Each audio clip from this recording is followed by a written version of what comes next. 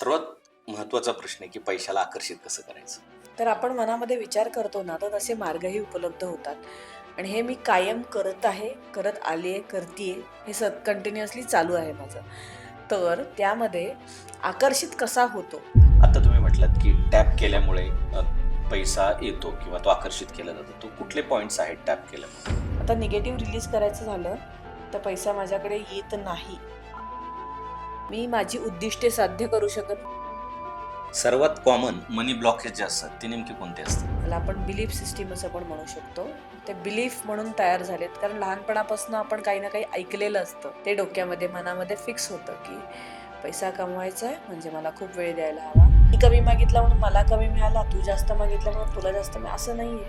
तुम्ही मागून तर बघा, तर मिळेल.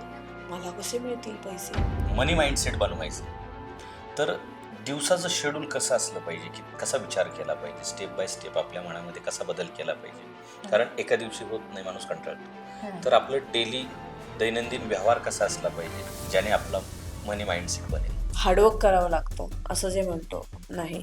श्रीमंत व्हायचंय किंवा आपल्याला जास्त पैसा कमवायचा आहे तर त्यासाठी उत्पन्न वाढलं पाहिजे. पण उत्पन्न वाढण्यासाठी माइंडसेट कसा तयार करायला? माझ्याकडे जितकं जातंय तितकं येतंय, कितीही दिले तरी माझ्याकडे ते परतच येणार आहेत. आणि असंख्य प्रमाणात, अविरत प्रमाणात येणार आहेत. लोन कशी लवकर क्लोज होतील, नाही झाले तर मी कसं जगू.